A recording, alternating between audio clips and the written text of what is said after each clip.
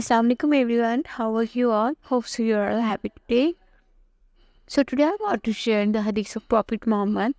आज मैं Prophet Muhammad की एक हदीस शेयर करना चाहती हूँ जो अल-बुखारी वॉल्यूम नंबर 1 बुक नंबर 1 और हदीस नंबर 6 है।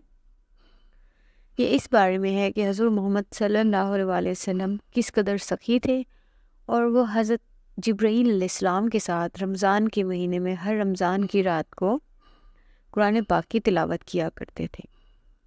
सो उसको स्टार्ट करने से पहले मैं ये कहूँगी कि हमेशा याद रखिए कि अल्लाह ताला एक है, वो अकेला है, वो यकता है। हमें उसी की इबादत करनी चाहिए और उसी से मदद मांगनी चाहिए और इसके अलावा कोई भी हमारी मददगार नहीं है, कोई भी इबादत के लायक नहीं है।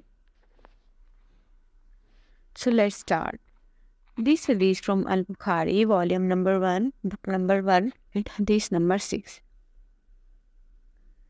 It's all about the generosity of prophet Muhammad. ये हजूर पाक सल्लल्लाहु अलैहि वसल्लम की एटीट्यूड के बारे में बयान कर रही है कि वो किस कदर सखी इंसान थे और हर इंसान ही इस हवाले से जानता है कि प्रॉफिट मोहम्मद बहुत सखी थे, लेकिन उनकी सखावत, उनका जो अंदाज़ था सखी होने का, वो रमज़ान के महीने में मज़ीद बढ़ जाया करता था।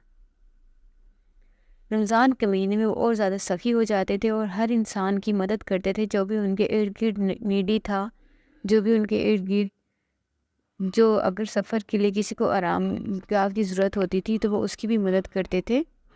मुसाफिरों को पनाह देते थे और गरीबों के काम आते थे और हर इंसान की मदद के लिए वो तैयार थे। इवन कि उनके दुश्मन भी उनकी तारीफ़ करते हैं कि वो किस कदर सखी थे।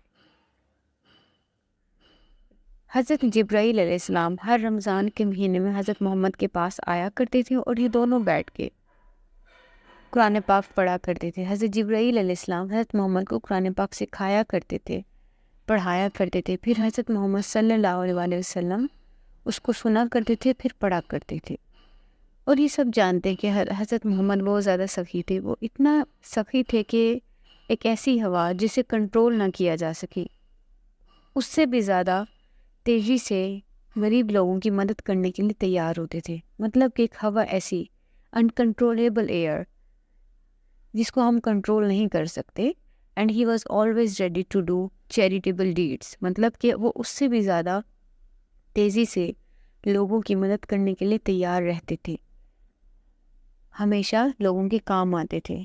कुछ वाक़यात हैं, कुछ इंसिडेंट हैं जो हज़रत मोहम्मद सल्लल्लाहु अलैहि वसल्लम ने अपनी लाइफ में लोगों के काम आके किए।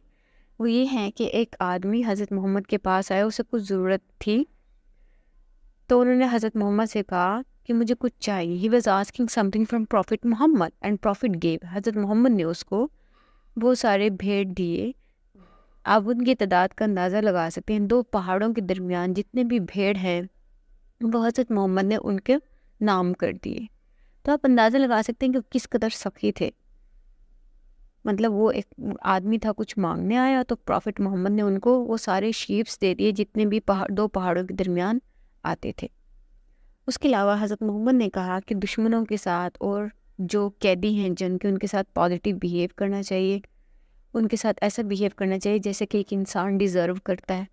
और हम सब जानते हैं कि कुरैश मक्का ने और प्रॉफिट मोहम्मद के दुश्मनों ने, उनके एनिमीज़ ने उनके साथ कैसा बिहेव किया।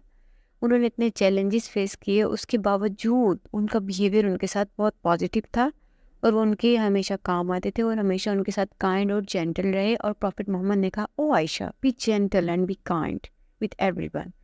हज़रत आयशा से कहा कि आप जेंटल रहें, काइंड रहें, हर इंसान के साथ शफ़क़त से पेश आएँ, सखावत से पेश आएँ, क्योंकि अल्लाह ताला उन लोगों को पसंद करता है जो सखी हैं और जो दूसरों के साथ मेहरबानी करते हैं और शफ़क़त से पेश आते हैं।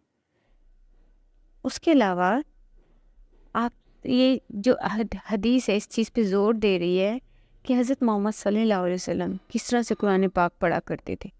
जैसा कि हज़रत जिब्राईल अलैहिस्सलाम नाजिल हुआ हुआ कुरान पाक, रिवील्ड कुरान पाक हज़रत मोहम्मद सल्लल्लाहु अलैहि वसल्लम के साथ रमज़ान के महीने में पढ़ते थे। हज़रत जिब्राईल अलैहिस्सलाम पढ़ते थे, फिर प्रॉफिट मोहम्मद उसको सुनते थे, फिर उसको पढ़ा करते थे। लेकिन हज़रत मोहम्मद सल्लल्लाहु अलैहि वसल्लम की डेथ के लास्ट ईयर में, in the final year of the death of prophet Muhammad, in the last year of the death of prophet Muhammad, हज़रत मोहम्मद ने 2 बार कुरान पाक को पढ़ा اور اسی سیکوینس میں پڑھا، اسی ترتیب میں پڑھا جس ترتیب میں آج ہمارے پاس موجود ہے، اور ہمیں پتہ ہے وہ کس ترتیب میں ہے۔ یہ قرآن پاک سورہ فاتحہ سے سٹارٹ ہوتا ہے، اور پروفٹ محمد نے بھی اسی ترتیب سے پڑھا جس ترتیب سے ہمارے پاس موجود ہے۔ تو اس حدیث سے ہمیں یہ سبق ملتا ہے کہ حضرت محمد صلی اللہ علیہ وسلم بہت زیادہ جنرس تھے، کائنڈ تھے، اور وہ غریبوں کی مدد کرنے کے لیے ہمیشہ تیار رہتے تھے، اور جتنے بھی لوگ ان کے ارد گرد تھے، ایون کہ ان کے دشمنوں کی بھی وہ مدد کیا کرتے تھے، ان کے کام آتے تھے۔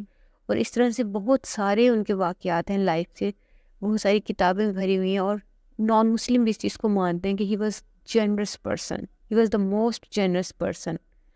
اور دوسرا یہ کہ یہ حدیث اس بات پہ زور دیتی ہے کہ ہمیں قرآن پاک کی تلاوت کرنی چاہیے رمضان کے مہینے میں، تو اور زیادہ کرنی چاہیے، جس طرح حضرت محمد صلی اللہ علیہ وآلہ وسلم حضرت جبرائیل علیہ السلام کے ساتھ کیا کرتے تھے۔ اور رمضان کے مہینے میں ہمیں لوگوں کے مزید اور کام آنا چاہیے، کیونکہ یہ حدیث اس بات پہ زور دے رہی ہے he was more generous, his generosity used to reach the peak in the month of Ramadan, کہ ان کی جو ثقافت تھی، جتنا وہ سخی تھے، وہ رمضان کے مہینے میں اور زیادہ سخی ہو جایا کرتے تھے۔ تو ہمیں بھی ان چیزوں پہ غور کرنا چاہیے، ہمیں بھی لوگوں کا کام آنا چاہیے، غریبوں کی مدد کرنی چاہیے، اور ہمیشہ کائنڈ بیہیو کرنا چاہیے، اور سب کے کام آنا چاہیے، اور حدیث کو اور قرآن پاک کو ڈیلی لائف میں پڑھنا چاہیے، اور دوسروں تک بھی پازیٹیوٹی پھیلانی چاہیے، اسلام کی پازیٹیوٹی دوسروں کو بتانی چاہیے، اسلام کے مثبت پوائنٹ دوسروں تک پہنچانے چاہیے، پازیٹیوٹی پھیلائیں، جتنا ہو سکے اس کو آپ پھیلائیں،